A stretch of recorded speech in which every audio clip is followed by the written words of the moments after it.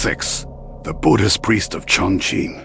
At Chongqing, there lived a Buddhist priest of exceptional virtue and purity of conduct, who, though over 80 years of age, was still hale and hearty. One day he fell down and could not move, and when the other priests rushed to help him up, they found he was already gone. The old priest was himself unconscious of death, and his soul flew away to the borders of the province of Honan. Now it chanced that the scion of an old family residing in Honan had gone out that very day with some 10 or a dozen followers to hunt the hare with falcons. But his horse having run away with him, he fell off and was killed. Just at that moment, the soul of the priest came by and entered into the body, which thereupon gradually recovered consciousness. The servants crowded round to ask him how he felt. When opening his eyes wide, he cried out, "How did I get here?" They assisted him to rise and led him into the house, where all his ladies came to see him and inquire how he did. In great amazement he said, "I am a Buddhist priest. How came I hither?" His servants thought he was wandering and tried to recall him by pulling his ears. As for himself, he could make nothing of it, and closing his eyes refrained from saying anything further. For food he would only eat rice, refusing all wine and meat, and avoided the society of his wives, at which all his family were delighted.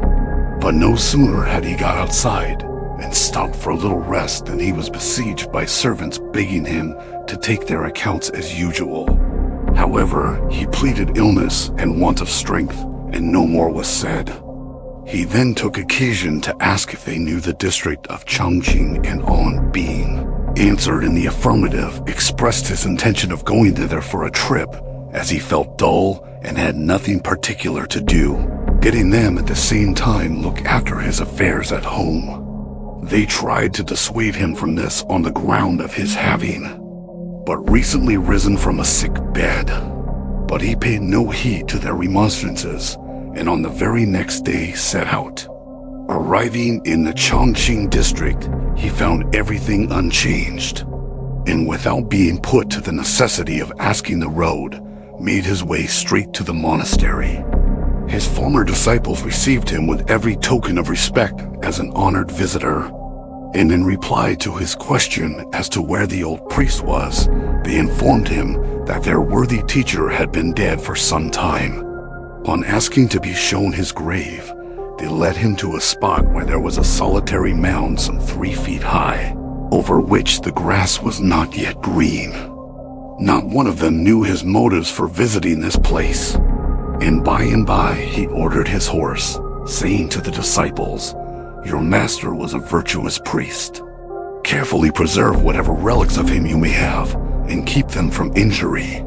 They all promised to do this, and he then set off on his way home. When he arrived there, he fell into a listless state and took no interest in his family affairs. So much so, that after a few months he ran away and went straight to his former home at the monastery, telling the disciples that he was their old master. This they refused to believe and laughed among themselves at his pretensions.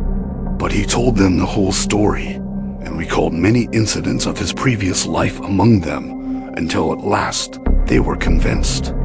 He then occupied his old bed and went through the same daily routine as before, paying no attention to the repeated entreaties of his family, who came with carriages and horses to beg him to return. About a year subsequently, his wife sent one of the servants with splendid presents of gold and silk, all of which he refused with the exception of a single linen robe.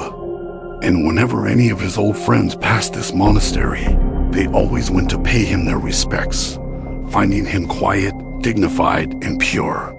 He was then barely 30, though he had been a priest for more than 80 years. Thanks for watching. Please like the video and subscribe to the channel for more excellent content.